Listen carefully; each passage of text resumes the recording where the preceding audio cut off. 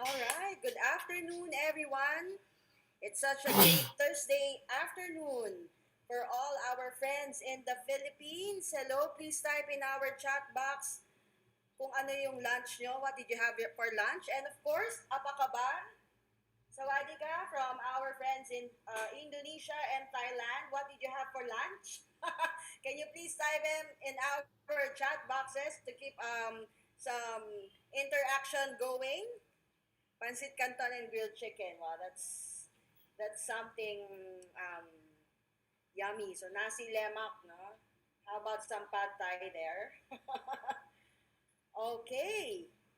So this afternoon I'll be having my co-host. By the way, let me introduce myself to everyone. My name is Joyce Romeliosa. I'm the sales manager for Usana Philippines. And with me this afternoon is our marketing supervisor for Usana Philippines, Leo Anana. Good afternoon, Leo. Hi, good afternoon, Joyce. Good afternoon to all our associates from the Philippines, Apakabar for all associates in Indonesia, and how to say, what about in Sawadika. Thailand? Sawadika from Thailand. You know, Yeah, okay. To I all mean the Miss Philippines, those Miss countries. Indonesia, and Miss Thailand, good afternoon. And we are not just live in these three countries. Actually, we're live worldwide because we're on Facebook.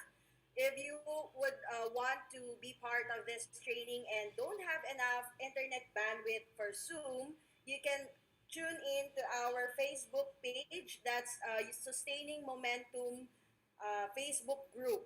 Okay, so this is a closed private group for this series alone. Okay, so I'm very excited for this afternoon, Leo. What are we expecting? Well, we'll be expecting two great speakers that will actually tell us a lot of things that all our associates will definitely benefit.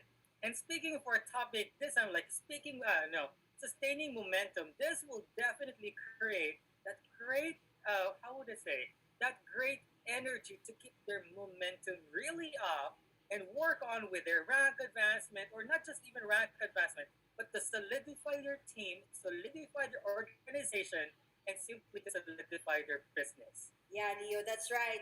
And just to have a recap of what sustaining momentum is all about, if you guys were here with us last year, we have started this eight sessions. Okay, so we have invited diamond directors from the Philippines. We have invited brand ambassadors as well, and they talked about some leadership concept last year. And this time, due to popular demand, we are back with our sustaining momentum for 2021 with some basic skills. No, so these are the things that you can really apply on your Usana business, and maybe for those of you who are just new in the business, this is also a no-brainer. No, you can really adapt and get a lot from our speakers this afternoon. So we have divided it into two parts. So this afternoon you'll be hearing from two diamond directors from the Philippines, and I think we are ready to introduce the first on our list. Yes, I know we are ready, and a lot of people are actually excited. Now, did you know, Joyce, that our first speaker is not just a nursing graduate? You know, if you happen to be one of those, I think way back in the early 20s or early 2020s, when nursing is really in demand, I am quite sure that he was part of that bandwagon to be like, okay, I'll be taking that nursing because everybody's taking nursing, and well, he admitted as well, like because the family like, okay, you better take nursing, and because everybody's taking up nursing, you And might as well. I think Leo, through nursing, he also met his wife today. Exactly. They're like high school sweethearts back then. Yeah, high school sweethearts and long time, like they're very long in a relationship. So, if we're And talking about yeah, relationship here, these are like the couple who can basically talk about that, and how to strengthen basically, that relationship. right. So fast forward to now. So they have one very active kid. I saw in his IG stories, he's teaching his kid to swim. So he's very hands on in terms of homeschooling. He's also doing his tennis lessons as of the moment. So Something new to probably learn. we're not going to talk about tennis, but if you would want to be part of his journey, you can PM him by social media. And so without further ado, let us introduce to you how to handle objections. Of course, talking to high level mindset of leaders right now. So this is directed to all those who have had their ranks in USANA. So please welcome our executive two-star diamond director, $2 million milestone achiever, and of course, USANA Philippines top income earner, Mr. Benjo There Yambao. you go. Hello, Woohoo! Benjo. Good Hello, hello, afternoon. hello. Yeah, thank you, Miss Joyce, Sir Leo. And hello, everyone from the Philippines. And of course, we are also live in Indonesia and Thailand.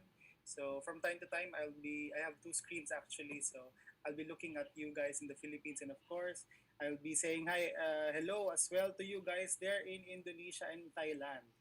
So my name is Benjo, and I would like to share my screen to you guys before I start. So there.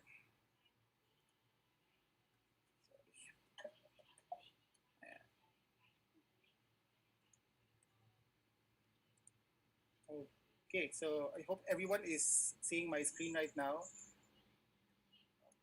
And again, good afternoon, everyone. Good afternoon to the Indonesia and Thailand. Good afternoon to the Philippines. And my name is Benjoy Ambao.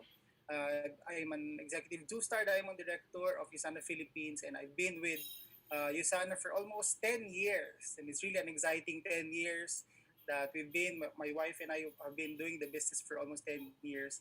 And this afternoon, I will be sharing something about handling objections, and of course, I'll be also introducing myself to you guys. I know a lot of you have not heard me speak before, and of course, this is your opportunity to hear from me. And I would like to congratulate everyone who are here. Again, this is part of your growth in the Usana business, and of course, um, in your Usana journey. And of course, this would be helpful training for every one of you guys who already have their own downlines.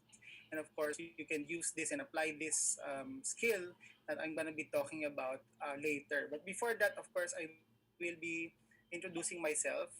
So, so this is me before.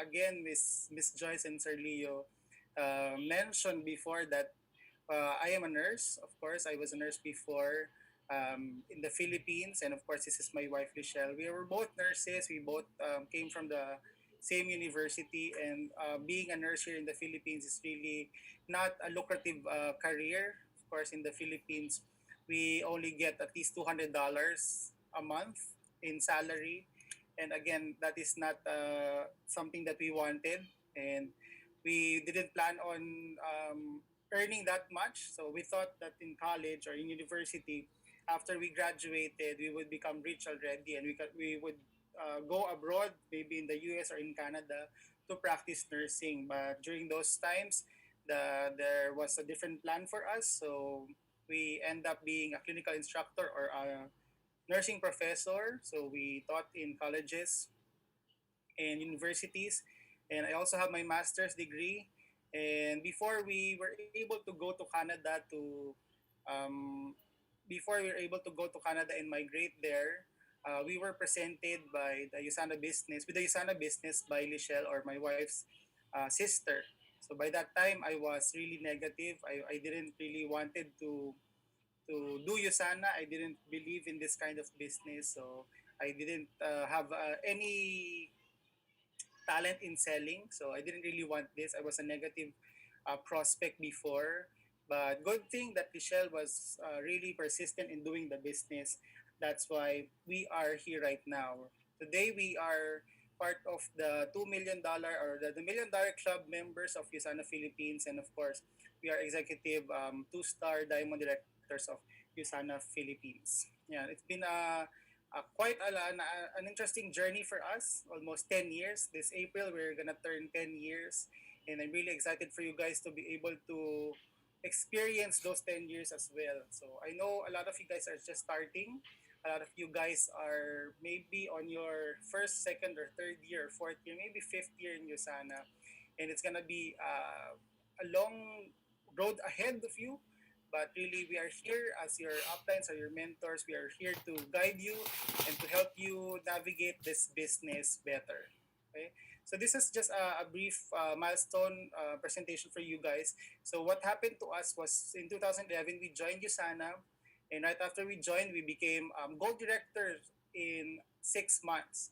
So it was really fast. So if you are new right now, or if it's your first year already, again, being a gold director in a short span of time is really, really doable. It's really, it can really happen to you. So again, in the year after, in 2012, we became Ruby Director. We were also awarded with the AP Growth 25 and the AP Rising Star top three. In 2013, again, we became Emerald Directors. A year after, Diamond Directors. In 2015, we became Executive One-Star Diamond Directors. And 2016, we became Executive Two-Star Diamond Directors and part of the Million Dollar Club. And in 2020, we were awarded with the milestone of earning our second um, uh, $1 million in Usana. So in a span of 10 years, we were able to achieve this milestones, and I hope that everyone here could see yourself in the next few years or the next years that you will also be able to experience this kind of milestones in Usana, or even faster if you can. So that would be really exciting for the group, and of course for yourselves as well. If you have really goals in Usana, this is the perfect time for you to start it, and of course to push yourself to achieve those goals. And of course, within those past few years, it was hard, really. It was not an easy ride. It was a roller coaster. But right now, as of the moment, Lisha and I are building our dream house in an executive subdivision in the south, and it's a really nice house. It has 3 floors and a basement, and of course, we decided to put on an elevator inside. So that would be really exciting for us. Being before starting in Yusana, we were just renting out a small 20 square meter condominium apartment, and right now we are building our dream house.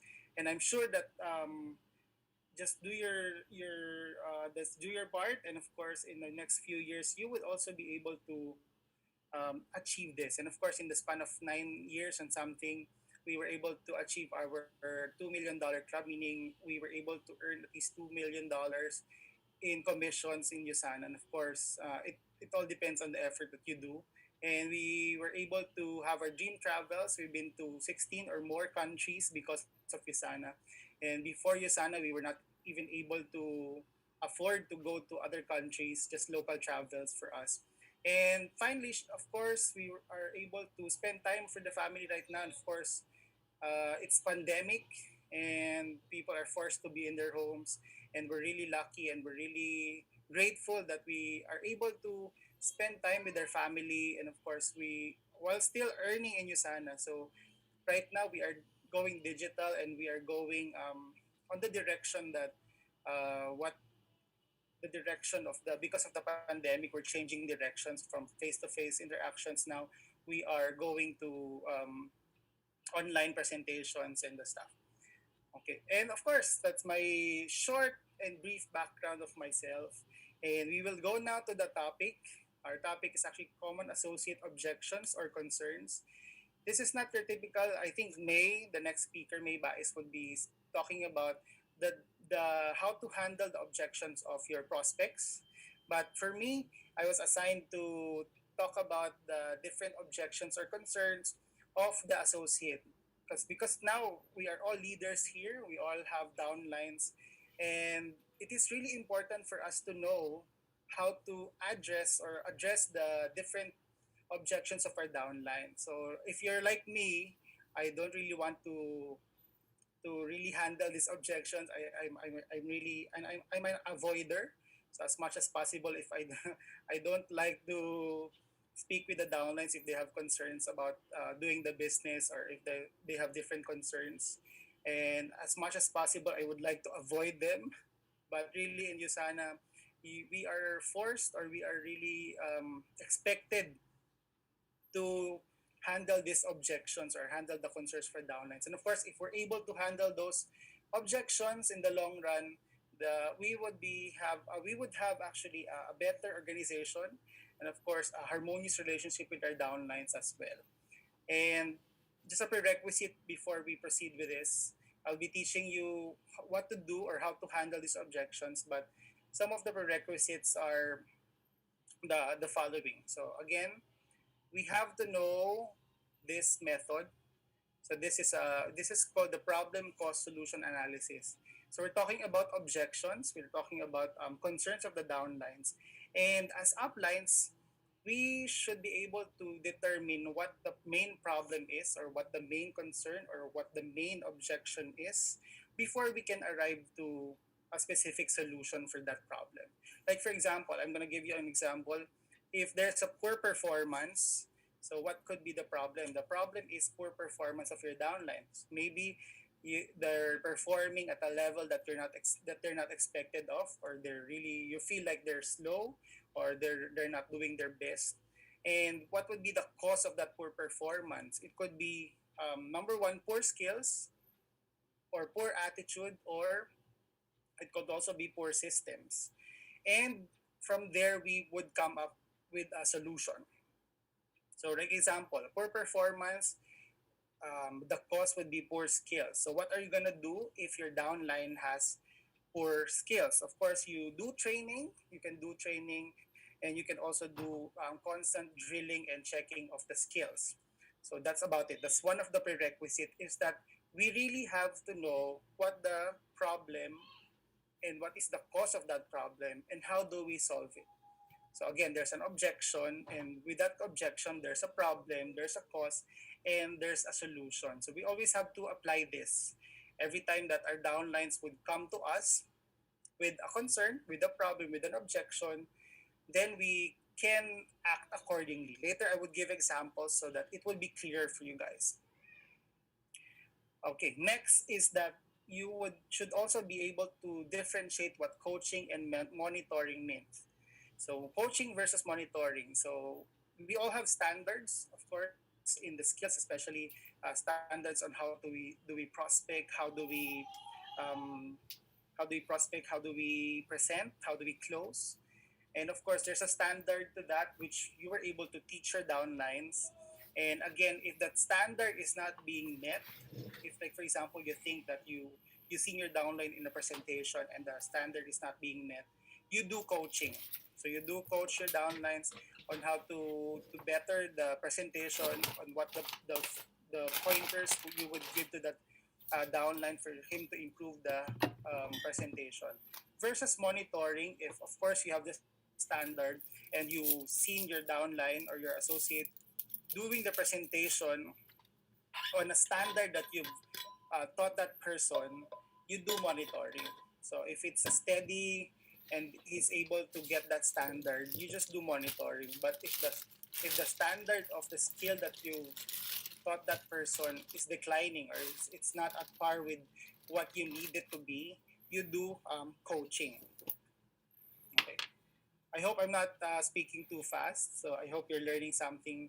And I will give examples later, but these are just the prerequisites on how do we handle the objections for downlines. And of course, it is important for us to be able to give feedback. As uplines, or as leaders here in the Usana business, we as uplines should be open to feedback. Or of course, we should be able to give feedback to our downlines as well. This is part of their usual objections that we can see with the downlines, we can observe with the downlines. So we are here always to give the correct feedback, the correct way of giving feedback. And it is also part of the communication process. If you're able to give the right feedback to your downlines, I'm sure they will be able to improve on their skills and their attitude as well. So again, this is important, and not a lot of distributors, not a lot of associates are able to receive feedback from your uplines. And if you're an upline who received the feedback from your upline before, or from your mentors before, that you're really lucky that your mentors are caring enough to give you feedback. And now it's our job, it's our part of our responsibility to give feedback to your downlines. Like for example, if you notice that person um, doing this in a different way or different method that he's doing a skill not within the standard, we should be able to be there to give feedback. And of course, there are um, this is a different set of training already.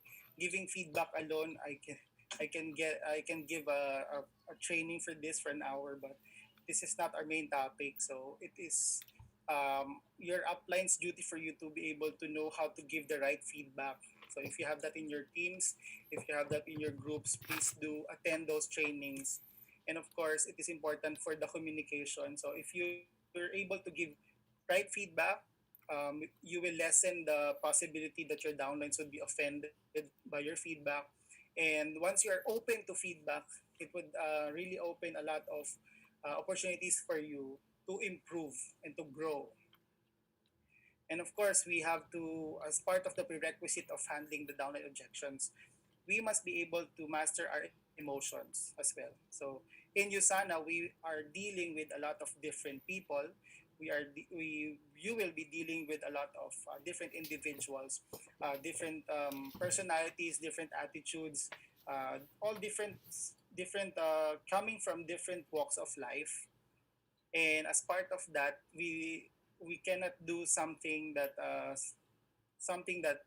would fit all of our downlines. We cannot do a specific handling objection on me, and you can actually apply it to everyone. So it's not a one size fits all thing.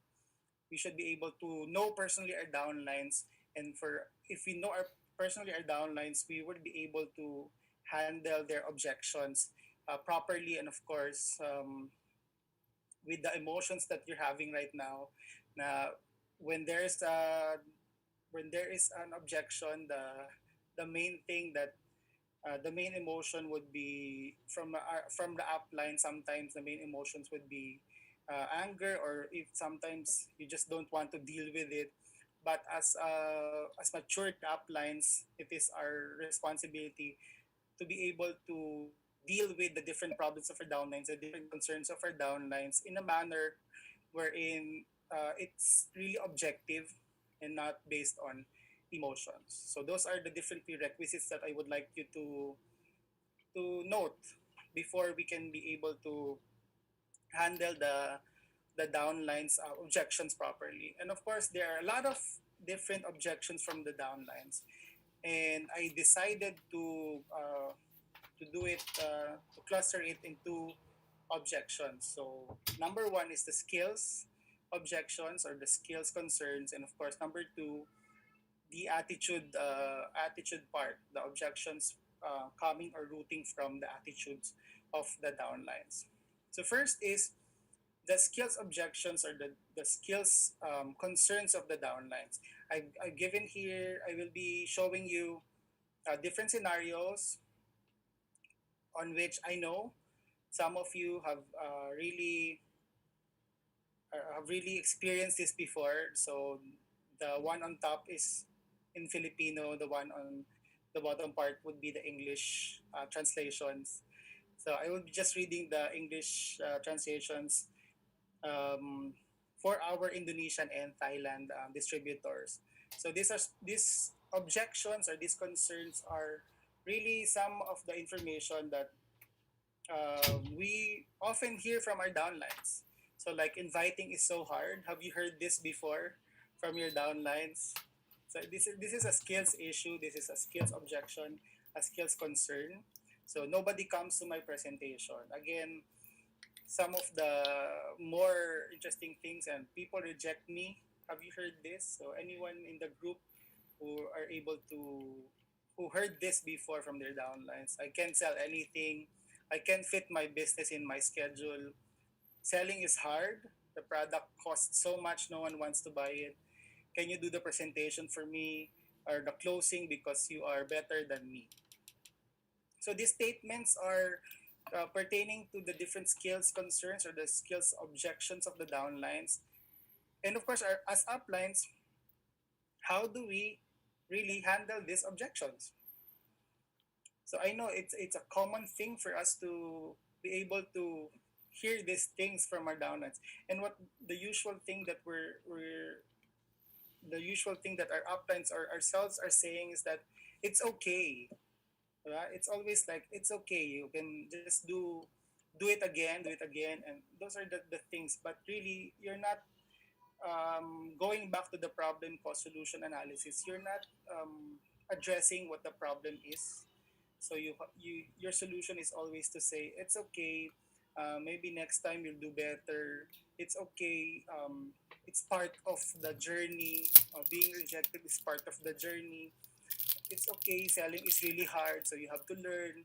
So those are the things that the usual uplines are saying. So how to handle these different objections from the downlines. That the usual. Those are the things that we usually hear from our uplines, or sometimes ourselves. We say it to our downlines as well.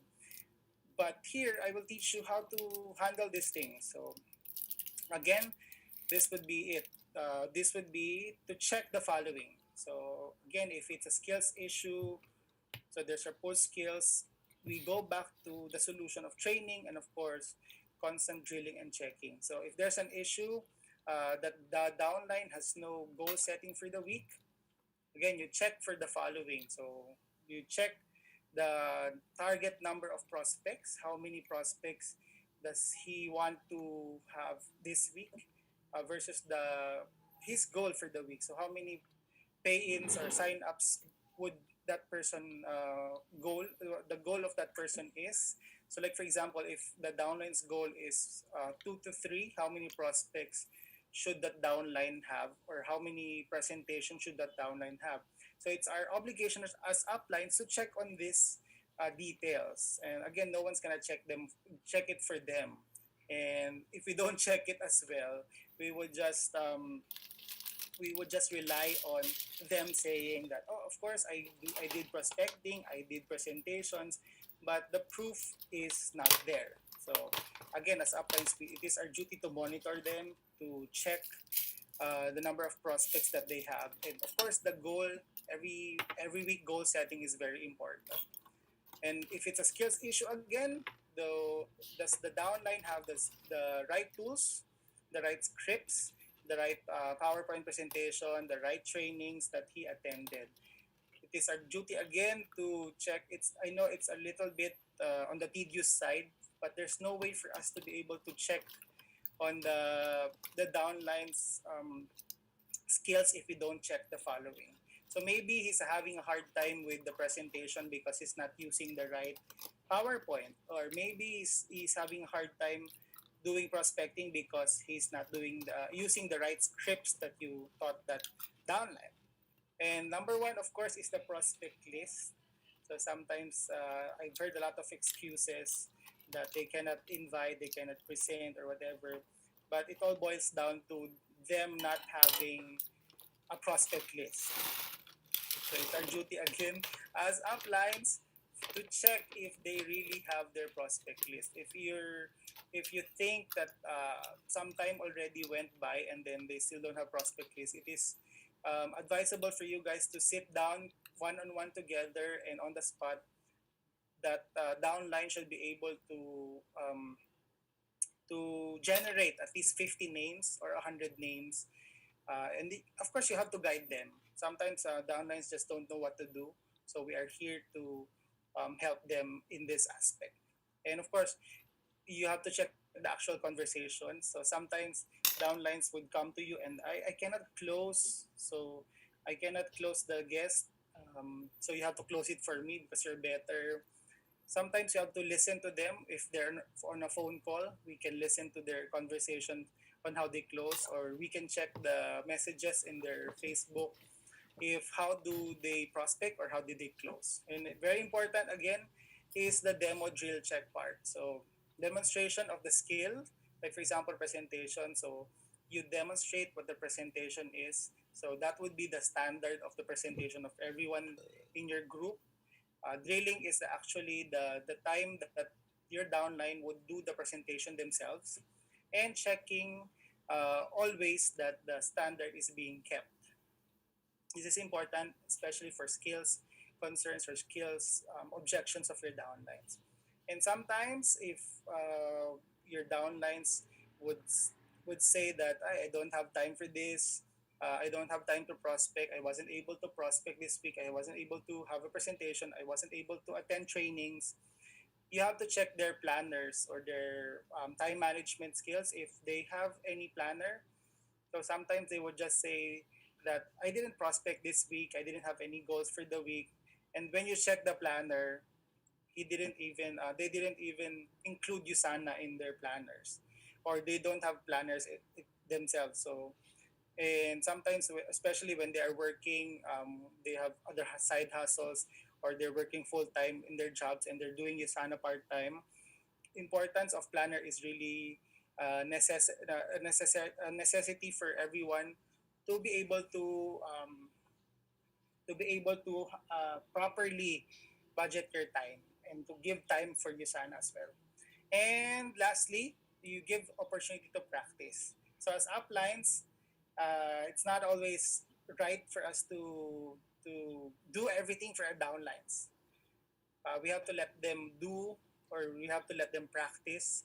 We have to let them fail sometimes, and we're not gonna be always be there because like right, for example, me, I'm an executive 2 star already, and I have so much downlines that I won't be able to do everything, do all the presentations for my downlines, do all the trainings for my downlines, and that's where the training for the next future leaders come in. So it's not always gonna be you, and it's a great way for them to practice their skills. So those are some of the things that how if your downlines again go to you with a concern, with a objection, with a problem, with their skills. So those are the things you have to take note. And of course, you go back to the problem cost solution analysis. And the next type of objection is these are objections coming from their attitude.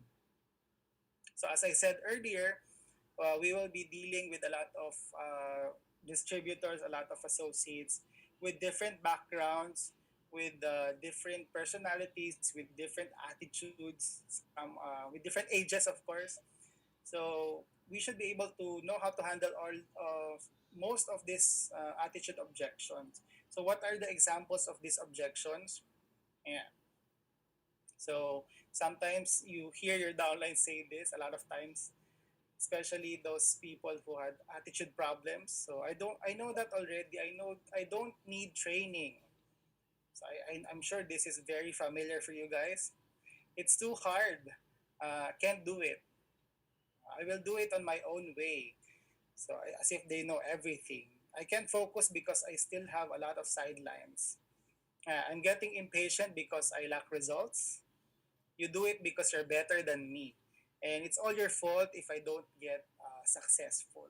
So a lot of these things are because of their attitude, of course, their attitude of blaming their uplines. So whatever happens to you in the business, this is your fault. We are independent associates. It's never the fault of your uplines or your cross lines or your down lines. So it's always have to be your fault at the end of the day. And some of these attitude problems or attitude concerns are coming from pride. So again, there are different people. Some are already professionals in their field. Some are already bosses before they go here in USANA. And it's a difficult transition from being a boss to being an associate. And you have to follow the uplines to get to success in USANA. So how do you handle this attitude attitude objection? So what would you do? Again, these are the different things that you need to check and how to handle. Number one is you give feedback effectively. So as I said before, this is a different, an entire training of giving feedback. If you see a negative attitude or a problematic attitude from your downlines, from associates, you should be always there to give feedback on the spot to those people, but privately, again. Okay, and you ask permission if you can give feedback to them. Not all people are open to feedback. And it always depends on the relationship that you have with that person or with that downlines, on what level of feedback can you give to that person. Training attendance, and you check trainings attended. So if sometimes the attitude boils down to just maybe the belief or the mindset, I think that person lacks training. So we have to train them. What are his habits? So you have to check. Maybe he's just doing Netflix or doing scrolling of Facebook or doing things unrelated to Usana. And of course, you have to do a game planning session with that person. If you if you think that there's a problem with that, if you think that there's a problem with the goal setting or the game planning of that person, we can do game planning one-on-one session on where you can set expectations to that person so the attitude could be corrected. You can also mirror successful people in the group so they can see themselves with the success of other people. You can provide necessary training tool or tools to assess the need and provide the right training. I know it's a little bit complicated, but this is how it's done. And of course, you have to walk the talk. Sometimes the attitude boils down to your downline seeing you not having a sign up, not having presentations, not having trainings, and not seeing you not doing anything. So you have to be able to walk the talk to lessen these objections. Again, you give opportunity for them to shine and get to know the person well so that he or she will be open to share hardships and more open to feedback. And of course, you should be able to be sincere to help. Okay. And of course, those are the different things that you need to check or you can apply to your downlines um, when it comes to their attitude objections. So, am I making sense? I hope you're learning so far. And again, if you're able to handle the objections of the downlines, whether it be skills or it be attitude, there would be improvements that you can see in your organization. And sometimes people just don't necessarily go to you to give feedback because they're afraid that they're not being able to be listened to by the uplines, or they won't hear your, again, almost all the objections are valid if it comes from the downlines. The objections from the downlines are, you treat it as a valid concern, a valid objection. Treat it seriously. Um, don't just ignore it. It's very important for us to handle these objections, because if we don't, eventually those downlines who have objections na unanswered will be can quit sometimes because they feel that no one's listening to them. They feel that no one's gonna help them with their concerns. No one's gonna help them with their objections. So as uplines, this is where we come in to be able to help our downlines and to be able to communicate what the necessary things for them to improve. And of course, it's not gonna be easy. It's gonna be full of challenges because we are dealing with a lot of people, a lot of different people. With my almost 10 years of experience in Usana, I've experienced a lot of these objections from the downlines. Some objections are really, really, out of this world. Some are easy to handle. Some are really difficult to handle. But the fact that we're learning right now, it's a good concern already for us. So you continue to learn how to handle these objections, and I hope you can apply this different things that I've taught you guys today. You can apply it to your downlines. And again, thank you for listening, and I hope you were able to learn something from me. All right. Thank you so much, Benjo. We've learned a lot from you. So, can I see a raise of hands? Sino dito? Who among you here have some good takeaways from Benjo's talk earlier? Please type one in our chat box. Right. And that's very valuable, no? The one thing, if I may just expound, no, about objections, is that they're not clearly negative, right? For any organization. Actually, it's healthy that people have objections, that people give feedback. Because if you don't have that, no, it's like talking to no one, no. So you don't know also what you need to improve. No, you don't know what else do you need to do to be able to address their concerns, especially if you are already a leader, just what Benjo mentioned. And of course, later we'll be hearing about common objections and how to handle them from prospects and guests, no, for the ones that you are targeting to bring into the business. But before that, I know it's a whole unholy hour, so maybe probably a lot of you have just finished eating, or just back from break, and this is really the afternoon. It's nice to take a nap, but you don't need to do that actually, because we have someone who can jumpstart your afternoon to fire those calories out, now to burn those calories. So we will be doing a Zumba, ZOOMBA, Zumba, okay, for this afternoon. So let's hear it from my partner, Leo.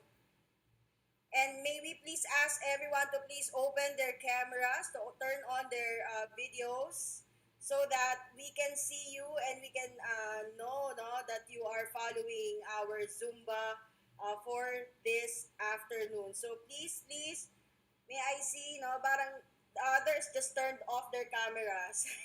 All right, you guys want to turn on your cameras and join me? All right. So I know, guys, you're here, there in Indonesia. You can see Leo, and maybe music is nice, no?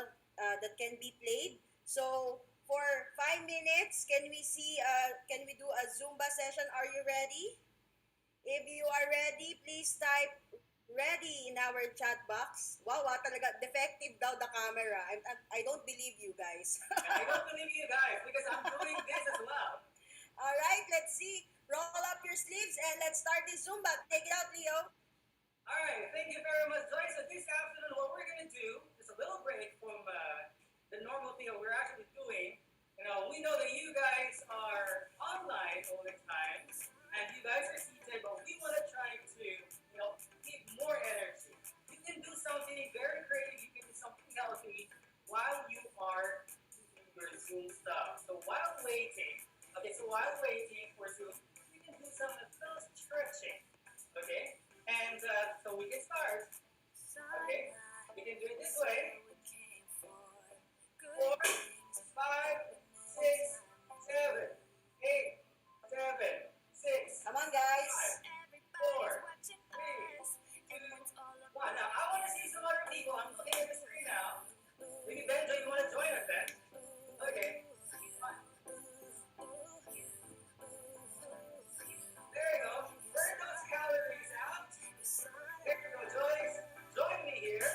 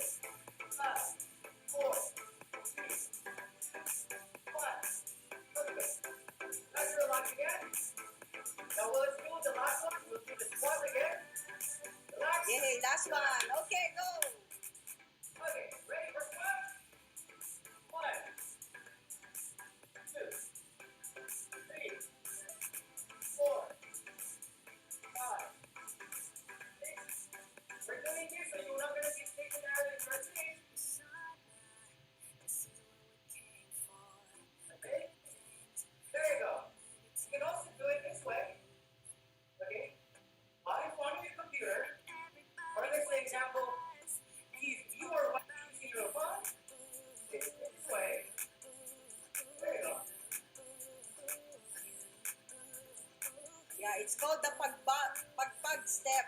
You pagpag You can your also do it on the feet. side. One, two. One. You can see those muscles going off there. Okay. Let's go and walk. There we go. One thing to keep you healthy, keep you seen, to keep you active. Aside from just sitting in front of your computer, sitting like in front of your mobile phone or iPad, you want to do something very, very active.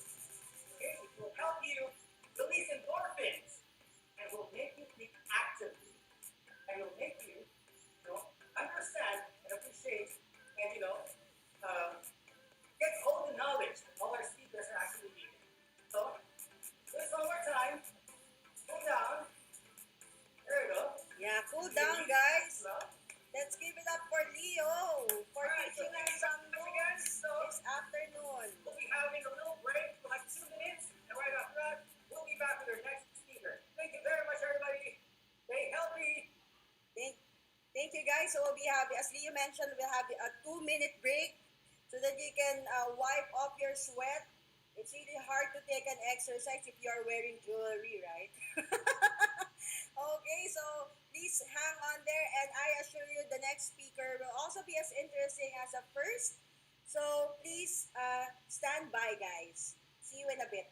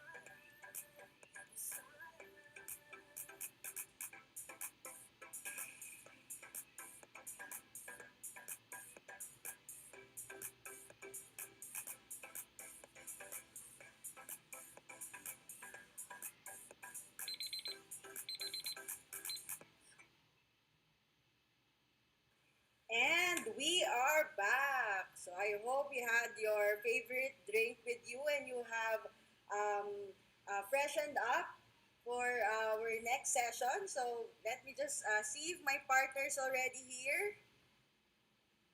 Okay, but while waiting for Leo, so who among you here have been learning so far? Please type learning in our chat box.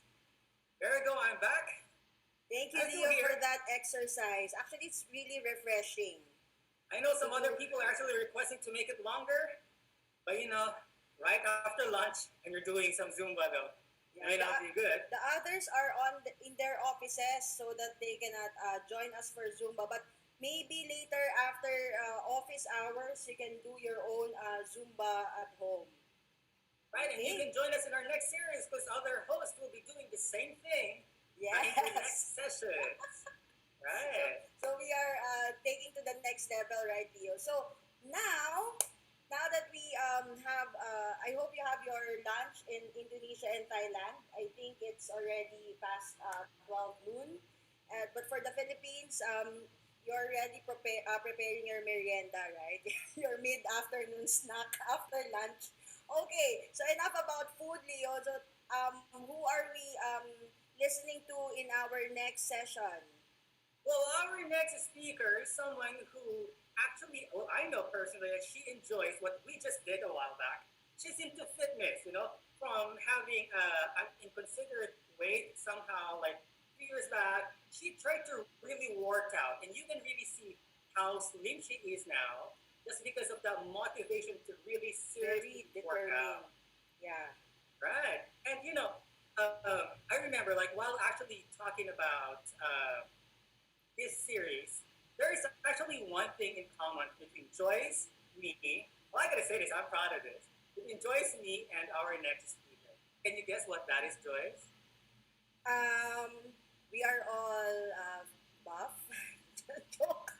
Okay, aside from What all of is like it? you What other. is it, Leo? Yeah, we're dying to know. Okay. What's Well, something in common in the three of well, there's us? something in common. Just a little trivia aside from our speaker and for Aside Joyce from and me wearing as well. white. Yeah, aside Aside from from we are wearing all wearing white and we're all Nissan users. Well, we all graduated with Latin honors. But the thing here is Oh. that yeah, we all graduated with Latin honors, so now you know, brainy people brainy people thinks alike. Yeah, Okay, but this is the he thing. really inserted that in the program, guys. But really, we are very proud of this speaker because she did not just graduated with Latin honors, but did you know, Leo, that when she started to work in PGH, she was also awarded with the Florence Nightingale Award given Exactly. for nurses. So I think that's a prestigious award, and we can see from there that this speaker, our next speaker, is really an achiever. So I'm very, very excited to listen to her. I think she's a mother of to Bay. Uh, they named their daughter Bay because She they loves are, Beyonce. yeah, they are very fond of Beyonce together with his husband John. They are our $1 million Club members, of course. Executive one star Diamond Directors May Vice. There you Hello, go, take May. it away, Miss May. Hello, good afternoon. Hello. How is everyone? I hope you guys were able to really, maximize the energizer a while ago. I can still see the sweat over, of course, Sir Leo. I know it's not going to be easy, right? But multi-purpose, your function is very, you know, all around, if I may say. But as I start, let me share my screen.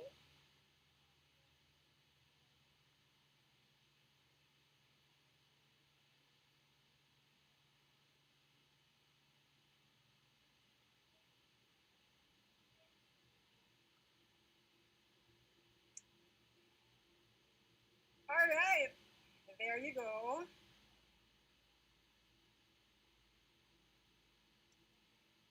So, hi, I'm May from the Philippines. How is everyone from Indonesia and Thailand? And syempre, Pilipinas! So bear with me, it's the holy hour, right? You have to keep your coffee on the side. My favorite coffee is from the highest mountains here in the Philippines. It's called Ato Coffee. It's really very good. No, in terms of taste, it tastes like chocolate. You're tasting like mocha when you're taking that kind of coffee. Nag-promote pa, no? Quickly, I do like to say, I really wanted to become a doctor, but I knew we could not afford it. And the next best thing, be a nurse. Because why not? Income is going to be good. And I thought my father died of cancer. I wanted to help manage our family's health concerns. But you see, having a single mom, I knew it wasn't going to be easy. Thankfully, from obstacles to obstacles, I studied and graduated with flying colors until I learned there was no hiring at all. Worse, the pool of nurses left me with no work, no pay, and this made me so stressed. I lost the vision of my future. Are they not? Are they? Is there anybody there from the medical field? So I was in search for answers. Two words: financial literacy. Two things: doing something that earns and eventually gives more, and collaborating with a team. A day came, a friend became an answer. In my health, finances, and in even having options so I can do the things that I really want. So now that I got to the success I want, I thought, what made the difference? It's because I asked. It's because I started. It's because I said yes to a friend who was willing to help me. And that same passion I love doing now. I used to dread mornings. I used to stare blankly, thinking what to do next.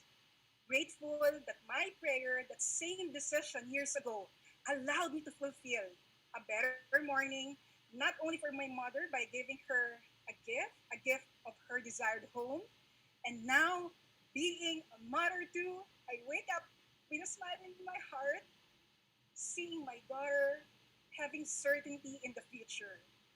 And I am now even more excited for the future. Are you excited about your future being with Yusana? If yes, type it in. I would like to wake you up all because there's the most important topic, especially for of course new members, for those hitting PEPS who are wanting to really have more pay-ins. And yeah, thankfully we had the talk of Sir Benjo a while ago. It's really purposely for leaders. And as I proceed, I'd like to thank Yusana, Ma'am Duday, Ma'am Cherry for allowing me to share my experience to my Yusana family. This very exciting and very crucial in terms of skills, and that is the skill of handling objections. I'd like to begin though by putting it in a perspective where we can take this topic positively. Because why not? Instead of handling objections, I learned from an MLM guru. It is not an objection by its nature, rather, it is an answered inquiry. And my objective is to help you handle inquiries effectively. That way, you can turn your no to go. Are you ready to turn your no to go? Can you all type in go, go, go? So, there you go. I'm seeing live chats, no? Tita Maika saying go, go, go. I'm seeing your name, Tita Arlene. Grabe. And for the point of emphasis, you see there is a universal rule. If there's a day, there will be night. If there are opportunities, there will be threats. If some say yes, others will say no. And when you get a no, handle their inquiries. You see, in handling inquiries, it's either you run away or fight with resistance and aggression. But can I suggest something to you? Embrace. Can you just embrace yourself right now for being with me? Embrace the process by being better. My suggestion also, close the deal so you can have on the spot pay in. It's scary at first, but when you get a no, remember this. Remember the universal rule. Part one, listen to understand. Part two, relate. Relate by putting yourself in their situation. Part three, tell stories. Use third party. It's the story of not you, but another. And lastly, this is my favorite part. Why? You always have to ask the commitment of your prospect. Don't just give your solution. Because in the first place, your prospect may not be that kind of open-minded in the beginning. So rather, what I'd like to put is this. Part four, you ask. If I give you a solution, will you explore? If I give you a solution, will you explore? Again, don't just say the solution. Instead, commit your prospect to be willing to listen to your solution. So both of you can move on. Accept the fact that some will say yes and some will say no. By the way, can I ask you something? What does our vitamins do to our body? Type it in. What does our vitamins do to our body? Isn't it to increase our immunity? Same thing with objections. Your no will increase your immunity. So what's the right mindset? Take no as a vitamin because selling starts when the customer says no. You see, the objections you'll encounter will increase your learning and experience when you're engaged in marketing. You'll meet people who will object and will say no to you. I know, because I can relate. 11 years of experience, I take no as a vitamin. Are you taking no as a vitamin as well? As for me, you can expect this afternoon to know three of the most common objections. And you heard me right. Three. These are the most common. I want you to take mastery of this. Because if you take this mastery, it's like a mastery class, you can almost answer every objection. And speaking of, I'll have a bonus. Do you like bonus? Okay, because we're going to international. Okay, we have the Thailand and the Indonesia. Therefore, I will add two more objections. I will share its nature, and from there, you'll be able to know the trade secrets and handling these inquiries. Take note of the stories, third party, and solutions I'll be sharing. And I hope, can I ask a favor? Yes? You have to have notes with you. Please write which one is the most workable for your objection. Please write which one is the most workable for you per objection before I go to the next. And that I'll be asking later. So, can I take your hand? Let's go ahead and increase our immunity. Yes? If yes, for sure, guys, you are very familiar with this. The common objection number one, no time. It's like, friend, I don't have time for this. Sorry. Does this sound familiar? You see, the nature of the objection is Usana worth trading my time for what you are offering?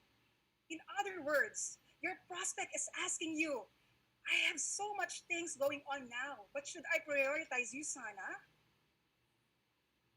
My cup is full, but should I fill my cup still with Usana?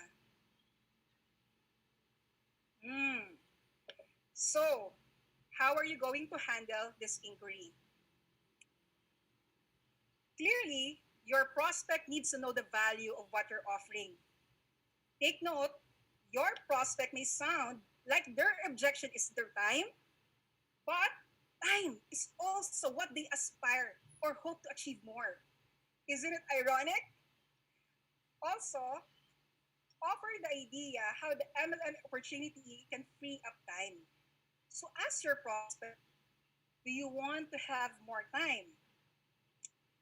Then, do you want to really work hard for someone else's dreams? And if you continue doing what you are doing 5 years from now, will you have more time?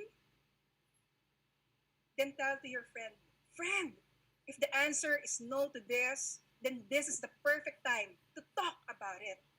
I'm here to help you.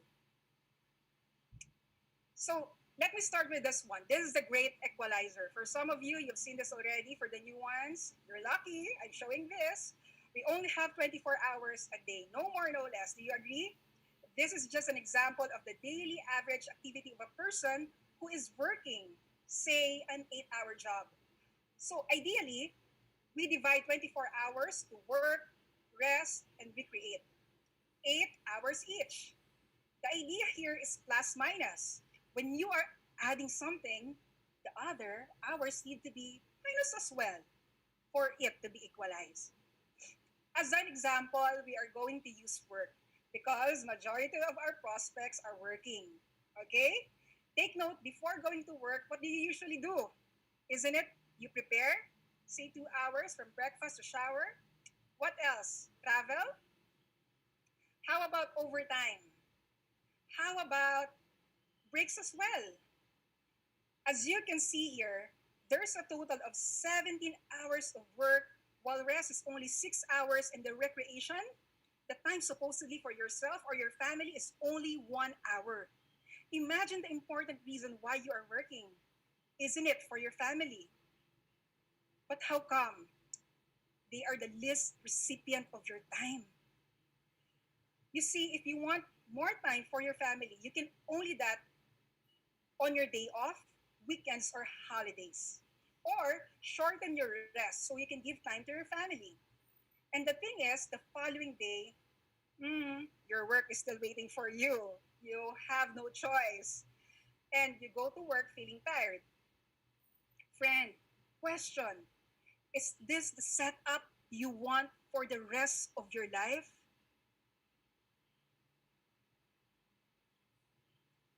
Friend, I do understand why you are so busy right now. Imagine 17 hours, half of your life, you already dedicated to work. What if we set a plan where we can get more rest, more recreation, creating more memories for your family? And still, having a normal work, say 6 hours, is that workable for you? More recreation, more rest, more time helping other people because eventually your finances will be of little concern. Would it be a great idea? If the answer is yes, then that's the reason I invited you here. Friend, you're too busy. Unfortunately, you forgot already to build your dreams. And you see, consider also this one. This is the retirement in the Philippines. Based on this data, 22% are still working, 30% dependent on charity, and the big chunk, 45%, when they retire, are still dependent on their relatives. I just imagine offering all your time working, unfortunately, when you retire, the problem is you don't have enough savings. Take note, no one planned to fail. They just failed to plan. And this is a classic example. The story about an 84-year-old Nanay Pasing or Mother Pasing. Nanay Pasing used to teach in this school for 50 years. After retiring, she had to went back to the same school to work again, even just for a janitress, and receive an allowance around 2,500 pesos or that's $50 a week. Why? They allowed her to work despite her old age because she needs to need money to buy her medicines. After so many years of working, the problem is she has to work again when she's supposed to enjoy her time with her family. Friend, do you want this kind of retirement? Not enough savings, health is compromised? Again, no one plans to fail, they just fail to plan. So you see, life expectancy shows we can live until 85. Most of us here started working what age? Isn't it 20s? And probably retired to 60s. Therefore, you have 20 years to enjoy life. Is this your kind of plan? Guys, you have a choice. You either plan ahead and do what's best to prepare, or not planning and ending up like Nanay Pasing. You see, life doesn't give you what you want. It gives what you deserve. And you deserve better. That's why I'm offering you this opportunity because you can do more. Friend, I believe you can do more. And one of my favorite story, let me just share, vision story. You see, there's a rich man. Take note, overly rich man, like crazy rich Asians. He loves sports cars. In fact, he collects high-end brands, the one you usually see in Fast and the Furious movies. So one day, he planned to go to a friend, and he used his fastest, most beautiful car. He rev it up and drive on the hills. Unfortunately, this rich man met an accident. He was rushed to the hospital, and when he woke up, he noticed one thing: he's no longer able to see. Totally blind, blinded. The doctor said, I'm so sorry to say, but both of your eyes deeply hit, and you will no longer see unless we can have an eye transplant. You know what the rich man said? He said to the doctor, Doctor, do whatever it takes. I have the money, the price will not be of concern. And the doctor said, Okay, we will find a donor who has a perfect vision. Same brown eyes. Yes, just like you who's listening right now. That brown eyes, is that something that you can give to the rich man? Now, with this one, I need your help. Can I ask for your help? You might be the person we're looking for. Please type your response in the chat box. So my question is this. What if I offer you just one eye? 25 million pesos, or that's $500,000. I'll buy your one eye. At least you still have one, and you have 25 million pesos, that's $500,000. Do you want it? If yes, type it in our chat box. If no, type it also. Okay. I'm seeing a lot of no's. Thank you. And it's a capital N-O. Don't you want it? You have money to secure your future. Just without eyes, just one eye. You still have a normal life. Maybe the price doesn't justify one eye, right?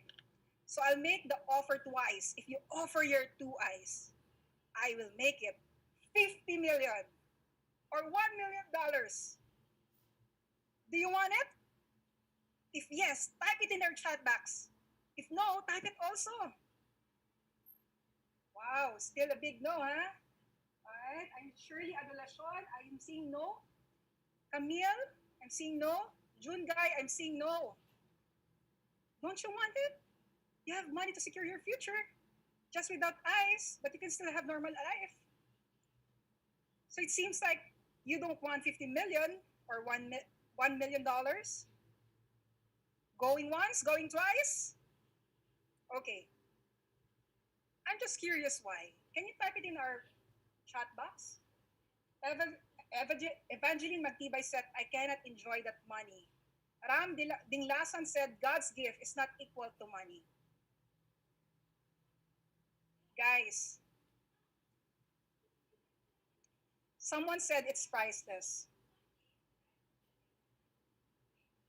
Eh, ganun naman pala. If you don't want 50 million or $1 million for your two eyes, why is it your company bought you for wholesale? From head to foot. Well, not literally you sold yourself to the company. It's just you allow yourself to be busy for 50 to 100,000 a month or $1,000, and yet you are using all your abilities, all your senses, all your energy, plus intelligence, plus enthusiasm, all in package, wholesale? Why do you allow it? Then you don't like 50 million or $1 million? Two eyes? Wait, this is not for you. This is for your prospect, okay? But friends, what's my point? Friend, what's my point? Your value is more than 50 to 100,000 per month or $1,000 a month. Find a way. You are more than that. You don't allow yourself to be just busy for 50 to 100. You deserve more. Friend, the good news, this opportunity can give your real value. You'll be the one who will really benefit for your dreams and for your family. And if that's yet enough for you, the vision story, sharing to you an insight about the types of income. You see, an author categorized a stream of income into four, and it's called the cash flow quadrant. In the first quadrant, we have E, which stands for employee. They are the people working 8 to 5 with a boss or with a company, trading their hours for income. The second quadrant, S, are called self employed. They are the ones that don't have a boss because mostly they are the boss. The third quadrant, the B, or business owners, they are the ones who are hiring great people to manage their business. And the last quadrant are the I's. They are the investors. They invest their money to earn more money. So, May, why are you talking about this? If you are in the left side, the E or the S quadrant, what you're doing right now is 100% effort. And that becomes 100% result coming from your pure hard work. The B side, take a look at this. What they do is collaboration. Collaborating with others, for example, 9 other teammates. Therefore, 10% effort each, giving 100% result for the 10.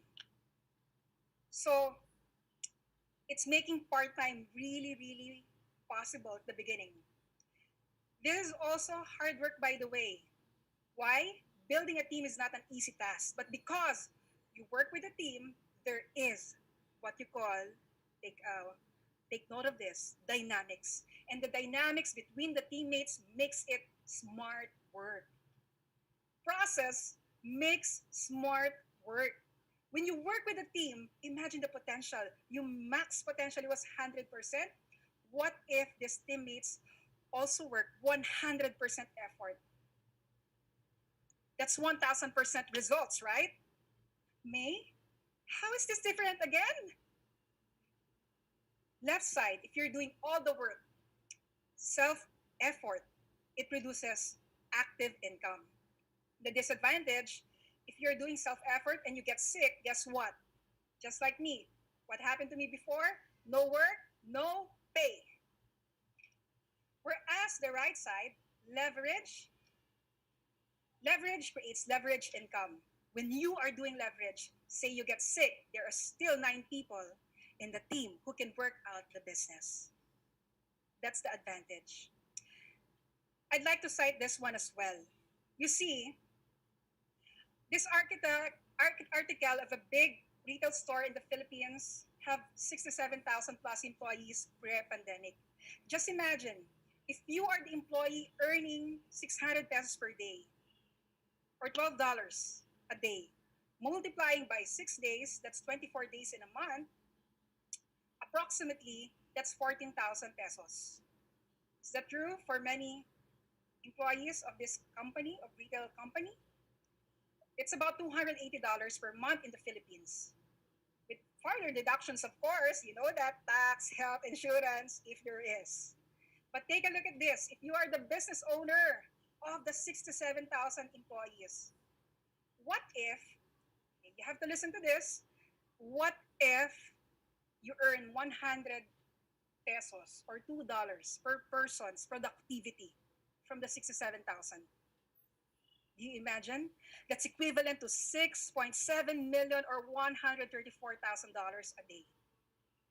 Imagine you earn $612 per day while the owner, the business owner, is 6.7 million pesos or 134,000 per day. In a month, if you're the employee, say for example, you're working in this retail company, 14,000.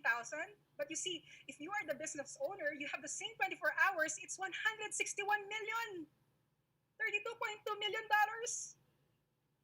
What do you like, friend? Same time, but different result. That is what you call leveraging. Are you learning?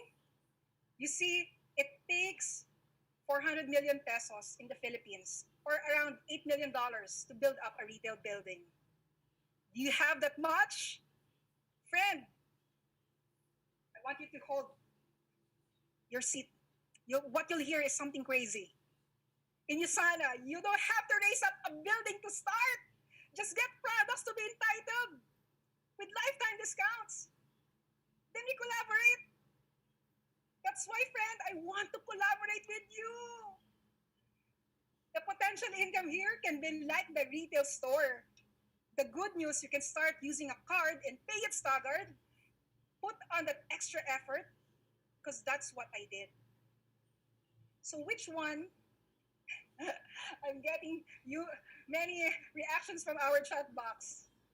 But that's the truth, right? How come you have 24 hours, you're somewhere earning 14,000 only when you can earn 161 million pesos?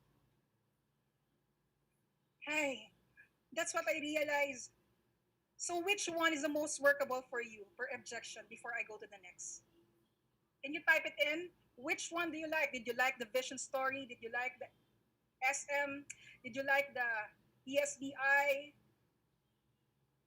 Si Nanay Pasing? Which one? Alright? All. Sabi ni Annie Rose, Mantaring. Sana all. Actually, it's not sana all. You sana all! All of them. Thank you, thank you. So, hi, we don't want like what Nanay Pasing is experiencing right now. I'm sure God has best plans for her. So let me proceed to the next. I have no money to sign up. Common objection number 2. Ayan. All right. Can you relate? Okay. So you see, the nature of the objection is interested. Okay. Why do I mean to say interested? Take note, nobody says no. Or somebody might comment, nobody will comment that it's not a good opportunity. Most of the time, many, almost, with the people that I talk to, they're interested, but doesn't have the money as of the moment. So this is not a question of resources. Take note of this, but it's resourcefulness. The question is, are you willing to be resourceful? Friend, are you willing to be resourceful?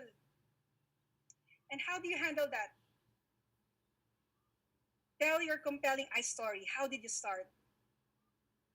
Because for me, I started also the business without the money. I saw the possibilities. I decided and took action with full confidence, guys. With full confidence. And then ask, are you very much interested in gaining the result? Then find a way. Because I believe if there's a will, there's a way. Ask, friend, question. I know you are resourceful. If the person is resourceful, you can ask this question. Friend, question. I know you are resourceful, but if you'll be successful in USANA, to whom will you dedicate your success? To whom will you dedicate your success? You see, I'd like to take this as an example again. Did you know that this famous fast food restaurant earns roughly an estimate of 200,000 per month or $4,000 per month? That's net of income. Okay, my good news, okay, this hypothetical, but I have to ask your participation. My good news, I'm selling my store to you. That's the good news. But I'm only selling it today. And it's a first come, first serve basis. I'll sell it 47,000 pesos or $940. Isn't it a deal? A good deal? A great deal? Are you going to buy? Can I see? Can I see your response? Are you going to buy? Ria and Nino said yes. Don and Marisa said yes. And many said yes, I will find a way. Why? Maybe because of the potential income, right? Yes? Yes. But you said a while ago, you don't have the money. So what will you do? You'll find a way?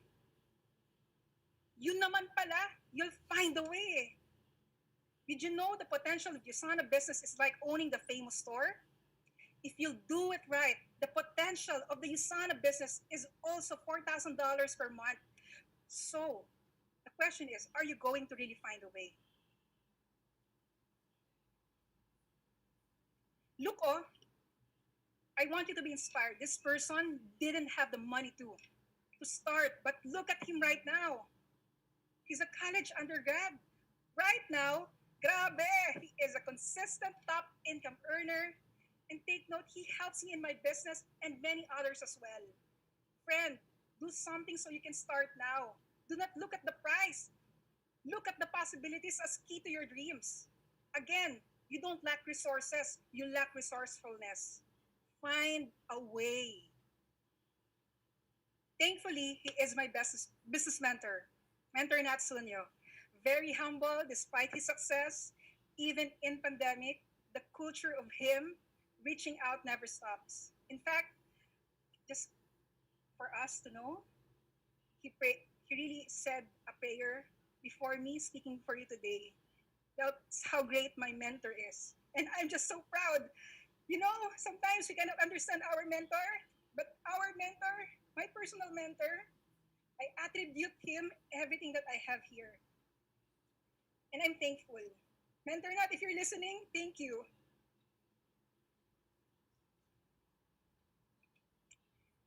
Question, friend, question. If I and my mentor teach you the ways of the Usana business, is there a big possibility you'll get the results you want? Is there a big possibility that you will get the results you want? If I and Mentor Nat will teach you? Yes? Thank you for the response. I'm seeing a lot of yes. Ayun naman pala. Ang problema, alam mong mananalo ka, pero wala kang tinaya. Friend, you know that you will win eh. But the problem is, you didn't put a bet. Find a way. Find a way.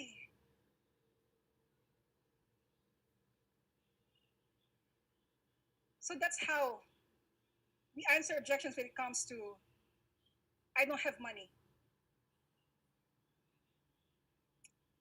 Question is, which one is the most workable for you per objection before I go to the next? Type it in. Type it in.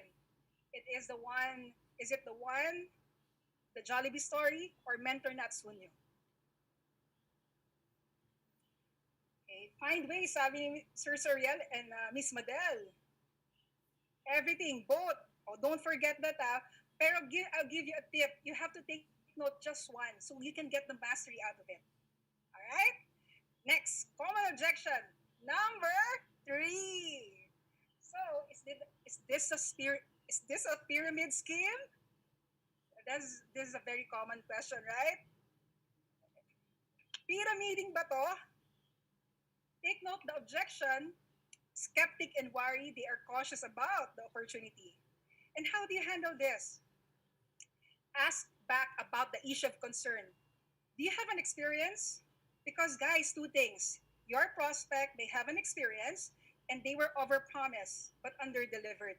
Or no experience at all. Somebody they know got into it. Sometimes the answer will be coming from your prospect. So ask the right questions. Do you have an experience? Take note, you don't have to be defensive, rather be sincere and be a friend. And also, establish the legitimacy of the company and its model. This is one of the most common concern. Can I be specific to this? Be clear that this is not an investment. The opportunity comes from purchasing the products, and from there, we encourage them to do the distributorship. Because why not? The product is great.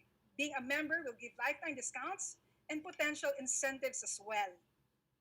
It is a partnership as independent distributors. And results vary depending on the effort you give. Another is maybe coming from your prospect. Eh bakit yung friend ko? Guys, iba ka, iba to, iba tayo. My friend actually did it but failed. Take note, you are different. Doesn't mean they fail, you will fail. We cannot put the reality in your reality because efforts vary. And don't forget, show the corporate scheme as well. Ask, do you mean the structure or the scam? Then it's going to be clear. So, what you're seeing now is this. Can you see the picture? All right. I just want to say that MLM, digital marketing, word of mouth, it's the 21st century business. In MLM platform, it may look like, you know, a pyramid structure, okay? But, it doesn't mean like that. It's also the corporate structure as well. Didn't you notice? Boss, employees. Take a look at this. The difference, everybody can take the lead. In MLM, it levels the playing field. It's more fair and balanced by giving an opportunity to those who would normally be disadvantaged. So don't you want the opportunity? Even if you're just starting, you can level up with me. That's the power of MLM. And if MLM is still questionable to you, question, friend, how come a company like in the picture have shifted? Didn't you recognize? How come they shifted? They shifted to online marketing, to word of mouth, to MLM. And again, another example in the picture, this company in the Philippines from retailing through physical stores has now shifted to online or digital marketing.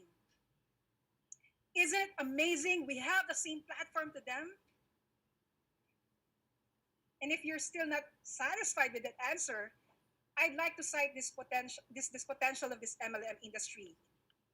A research company have figured that global wellness economy, which will never go out of style, especially health is a priority these days. Guys, take a look at this. It's already 4.5 trillion market. Guys, it is in dollars. 4.5 trillion dollars market. Trillion. Friend, we're missing an opportunity if we don't take this to consideration.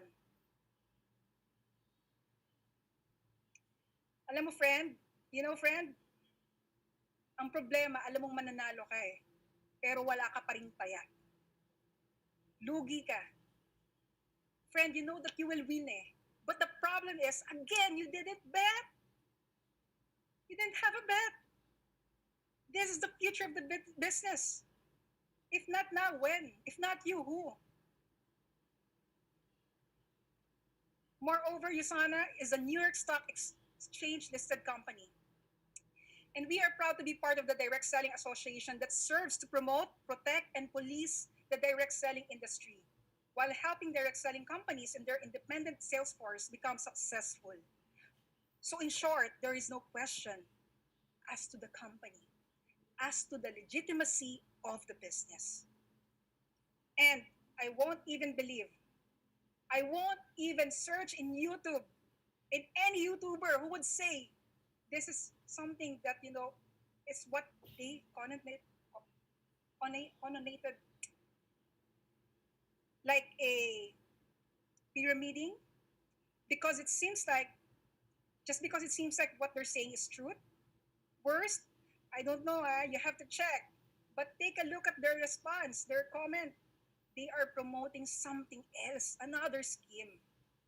I would rather check reliable sources defining direct selling and MLM versus pyramiding. Just like this. I got this from this website that you're seeing, the 8-point test. Is there a product? Yes. Our commissions, you have to answer this as well. Are commissions paid on sale of products and not on registration entry fees? Yes. Is the intent to sell a product, not a position? Yes. Is there no direct correlation between the number of recruits and compensation? Yes. If recruitment were to be stopped today, will the participants will still make money? Yes, because of the product. Is there a reasonable product return policy? Yes, and that's what I'm proud of. Do products have market value? Definitely. It has the best fair market value. That's why we're number one. And there a compelling reason to buy? Unless you wanna die. But I hope you love your body because we are stewards of our body. You have one body to live. And the answer of all are yes. It's yes. So you are in the right company.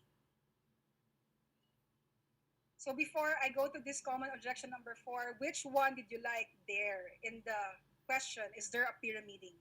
Is it the structure, the corporate scheme? Is it the DSA? Is it the 8-point test? Is it the DSAP? 8-point test, thank you. Importante talaga yan eh. That's very important. But to make things even more better, I'd like to add more 2 bonuses. Common objection number 4. Because right now, you will commonly hear there's too much competition, right? A lot of people know USANA already. Take note, the nature of this objection, they worry about threats and saturations. But I'd like to put this as something like this. Are you ready? This is a good news. How to handle? Did you know competition creates more opportunities? How? Through competition, we will know which has the best quality and has better support system. By the way, in this pandemic, our company never stopped. Even in lockdown, USANA made sure to have the products available to everybody. And this is something we're proud of. And then give emphasis on the uniqueness of the product. Many are the vitamins, but only one is the greatest. Give emphasis to the uniqueness of the team, company, and the compensation package. Really, it's working with the team and the culture in between that creates camaraderie. You see, friend, there are still a lot of people looking for better opportunities. What's even better, this pandemic, this is the secret. Technology allowed us to break the barrier of the physical meetups. Through online, we're able to reach 24 markets worldwide, and it keeps on expanding. Question, what if, friend, everybody knows USANA already? Take note, and this has been the experience for 11 years. It doesn't mean that they know USANA, that they are using the product already. A lot don't understand. And this is our purpose as distributors to educate many, even more. Every year, take note, there will be a legal age who will be joining the company. Isn't it exciting? Isn't it exciting? Have you been to an appliance center? Yes? If you're able to be in an appliance center, can you type it in? How come companies produce new models every year? When in fact, we have existing ref, existing TVs, even existing cell phones. You see, friends, USANA family, you see marketers dictate the market and consumer response. I just imagine if people are thinking we have ref, TVs, cell phones, how come? How come there are companies that still sells more ref, TVs, and cell phones? If you go to a drugstore, it's definite you can buy a lot of nutritional products. As for us, USANA, yes, there may be a competition, but how come we are still sharing? There's competition, but why are we still sharing? Didn't you ask yourself? You see, for us, this is a mission. Competition may be one thing, but because we understand the value of sharing the highest rated nutritional in the world, it's everything. It's everything. We are more than the competition. We are not defined by the competition. Yes, it helps, but we understand the value of helping, and it's everything. That's why this is my passion now. I hope you like that kind of answer when somebody tells you there's so much competition. A lot of people are doing USANA. Always go back to the many, appliances in the malls. All right? And this is going to be the last one. Common objection number 5. This is something, somehow, if you're starting, very degrading. But if you understand how to answer this, you'll be happy. You'll be inspired to answer the question. Nature of the objection: skeptic on the potential result, maybe skeptic on you, because maybe they feel better. They feel they're better than you. Maybe they're questioning you as part of the company. Will you really be successful or just so so? How are you going to handle this? First, be honest.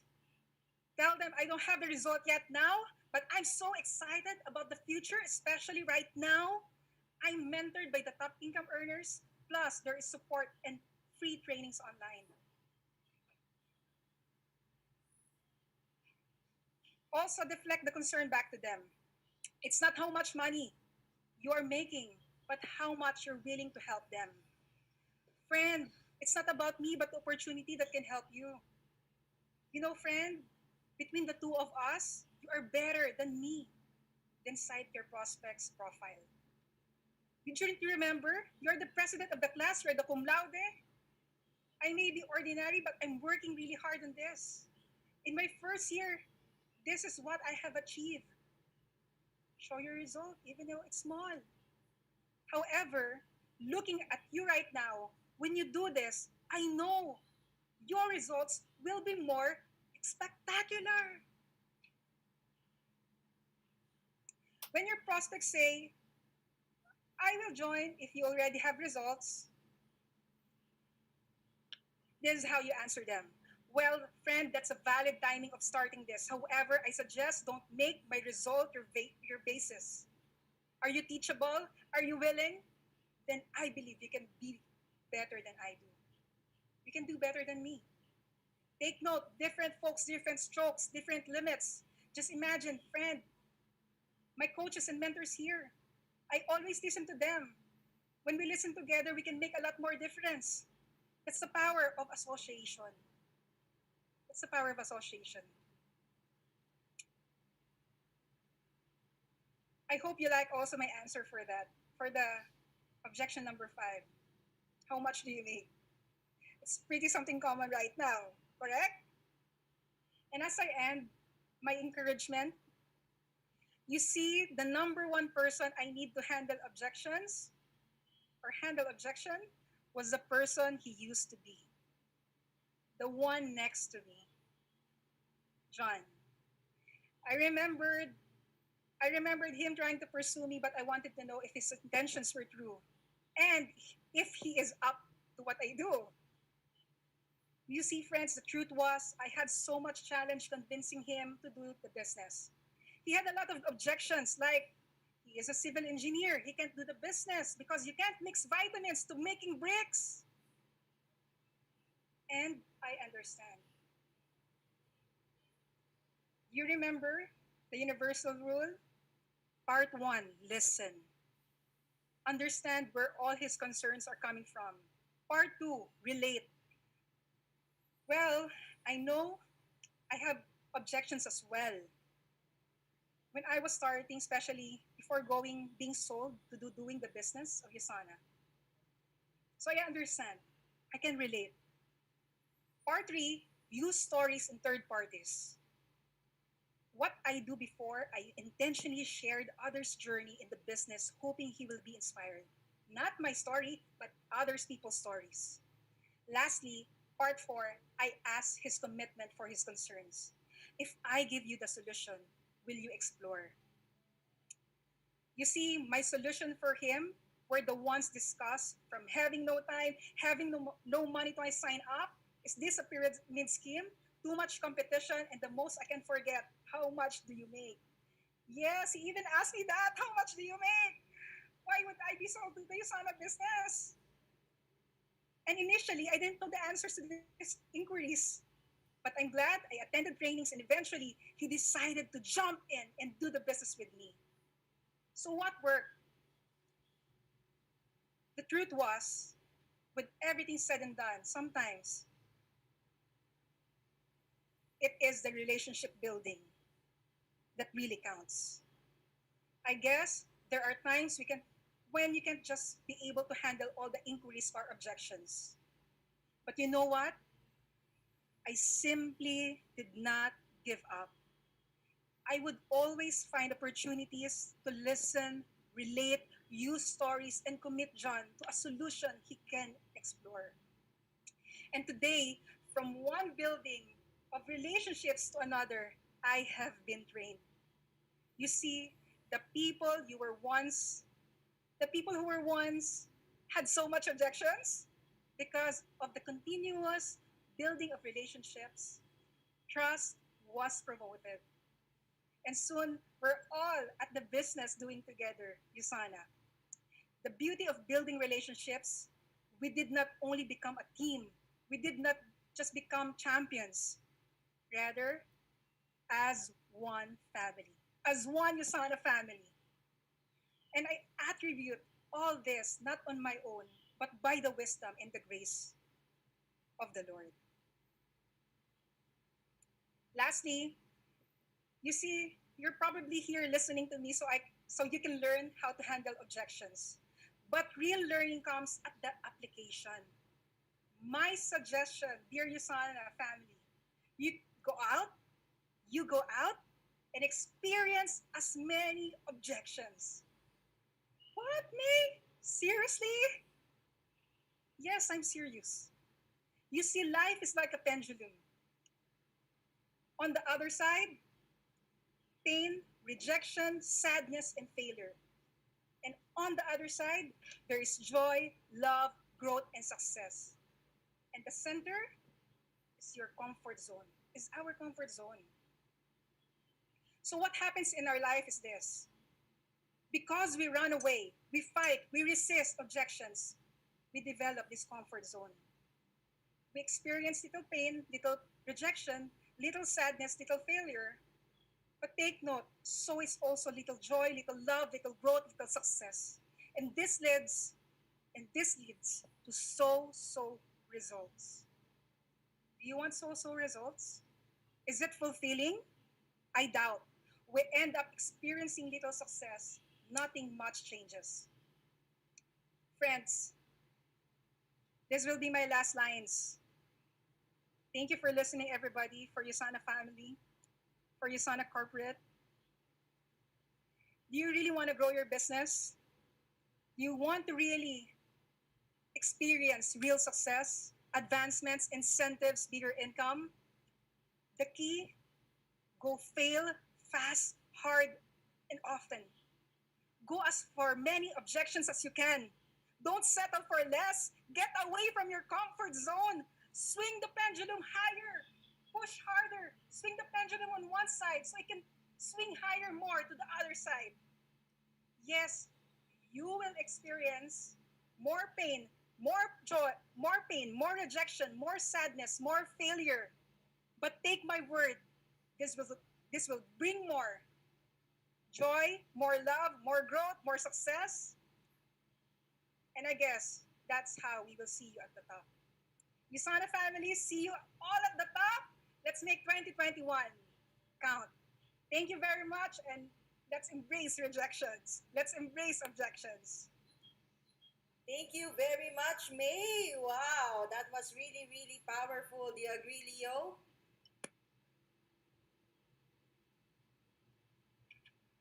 Leo, you're on mute. Leo.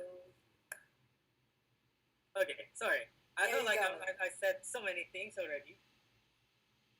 Okay, now we actually learned so many things. Started from Benjo, and now with May, and you can totally feel how you can actually create that greatness in your business.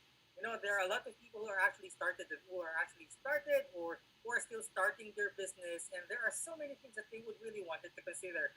What if my friend says like this? What if my family says like that? How do you overcome that? Both of them did a really great job in really telling us on how to overcome everything and create that moment, or that Yes, such I ag- momentum. I agree, Leo. So, if you would just type your reactions in our chat box, you can please type your key takeaways from our friends in Indonesia, from our friends in Thailand and in the Philippines. Please type them all in to show our speakers that you have learned something from them. And if you will forget some things, no, don't forget the passion that they exuded earlier. Very, very touching, and of course, it is really from the heart. But definitely, we have a person right now in this call to process everything that we have heard from Benjo, who spoke about objections in their organization as leaders, and from May, handling objections from prospective guests and prospective associates. Please welcome our General Manager for the Philippine market, Miss Cherry Ampi. Thank you, Joyce and Leo. Hello to our Yasana Philippines Associate, and here on the side, hello to our Thailand and Indonesia Associate. So I am looking into two monitors right now. But before I end this session, let me just please allow me to give due justice gratitude to say thank you to two of our to these two speakers. I am your proud general manager here. I am really, really so proud of what you have done and what you have delivered this afternoon for the information of a lot of people. Being invited in an event like this is something that our leaders take so seriously. And we in the Yasana corporate team, we are just so grateful because we know for a fact that being invited is not just simply speaking, right? It is really taking time to prepare, both emotionally and all your slides and all your presentations. So it takes so much of their time to be able to be here and pour their hearts out and give you enough learning that you can take on. So Benjo and May, maraming salamat.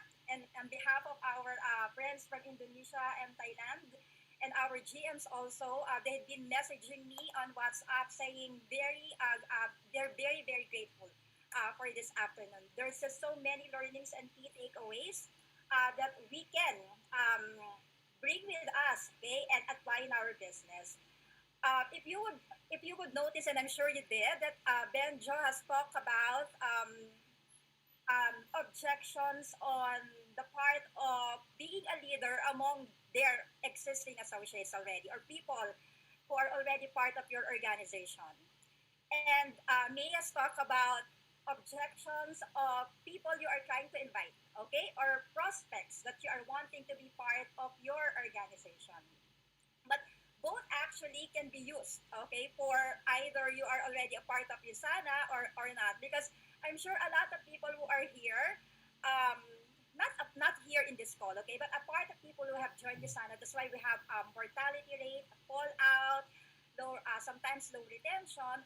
Because even if you have already joined USANA, all of those objections keep on popping into your head, okay? All your objections when you were just being prospected to be part of USANA. Okay, is this the right company? Is this a pyramiding scheme? All of that, right? Even if you are already part of Yasana, I'm sure it's all in your head sometimes.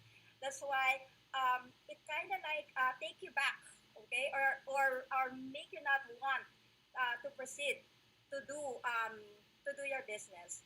But with all that you have heard from Benjo, first knowing the problem, knowing the root cause of it, and finding the solution to a problem is what each of the leaders need, or what of you who are here in this call. We are almost 1,000 people who are on FB Live, who are here on the ID Indonesia Thailand call, and here in the Philippines call. You are all builders and above, and you are going to be future leaders. And in your organization or in your team, you already are experiencing this kind of objections. So you have all those very specific, very detailed presentation from Benjo a while ago that you can take back, okay, with you. Every time that an associate would say, I don't have the skills, I don't have time, I cannot present, okay? All that you need to do is to also coach, be able to learn to monitor. Remember that when you expect something, you have to be able to expect, If you expect something, you have to be able to inspect in order for you to give and provide appropriate feedback. And so from that feedback, people will be able to learn, not just ignoring what the problem or root cause is. Because sometimes the easiest way out is just to let go of the associate and say, okay, you don't want this, then this is not for you. Rather than really taking time to identify where the struggles are, and who knows, from those struggles and from your coaching, that associate will be able to be like you in the future. So make sure that you are doing that and spending the time in coaching and monitoring. But for you who are having struggles in inviting people, okay, a lot of people, actually in the Philippines, one of our greatest strength is enrollment, okay, acquisition of people. And why? Because for the past 12 years that we are in USANA, there's already a lot of stories that you can borrow, correct? The many, many success stories that you can already borrow from our associates. It doesn't have to be your own success story. It can be just the story of your associates in Thailand or Indonesia, Dr. Samet's story maybe, Hendra's story maybe, of course you have Benjo and May's story maybe. You can borrow their success story and make that as a testimony in making your own and having your own prospect strengthen their belief in Yusana. But those five major objections that you always hear, inquiries according to me. I should be able to use that word inquiries rather than feedback. I think that's a lot better. So for increase of no time, no money, is this a legitimate business? Is there too much competition? We're already saturated. We're already 12 years. We're already 5 years. We're already about 10 years. In Thailand, there are no customers already. What do I always say that? Every day, there is somebody who turns 18 years old, okay? Every day, there are people who will always be eligible, okay, to be part of Yusana. So don't ever think that way. And also, there are also people that if you address the many objections that May has specifically mentioned already the answers to each and every objection, all that you need to do is to watch this again, to replay this. If you have written notes, read and read it again.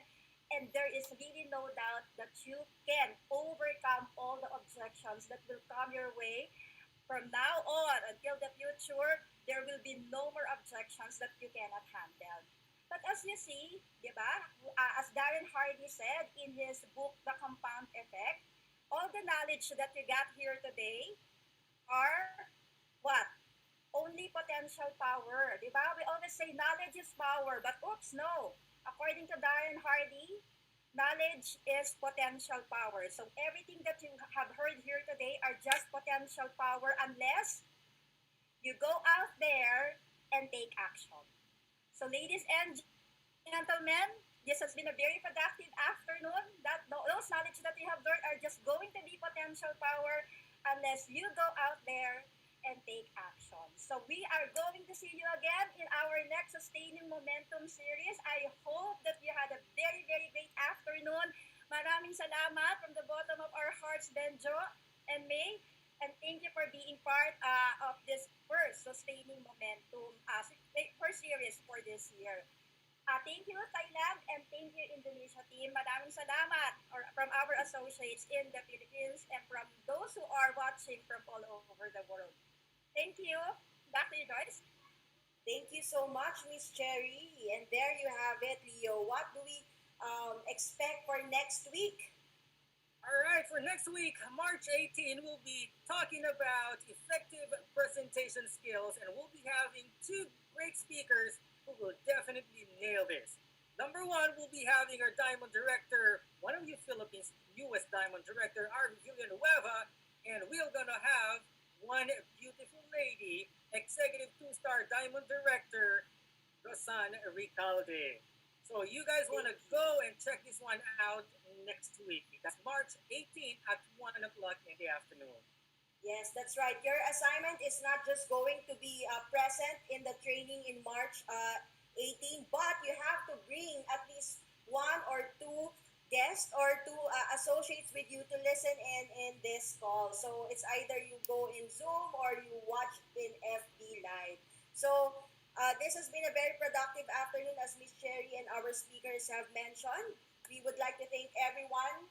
And of course, our Regional Vice President, Ms. Duday Gaston, we would like to thank her for being the brainchild of the Sustaining Momentum series. And this is Joyce Ramalhosa for this afternoon. And my name is Leo, and once again, on behalf of Sana Philippines, thank you for joining us. See you again next week for another session that's sustaining momentum. Again, as we always say in the Philippines, together, we will scale new heights. Magandang hapon po sa inyong lahat. Terima kasih, Kapun Kap. Maraming salamat po. Thank you. Bye everyone. Bye. Thank you.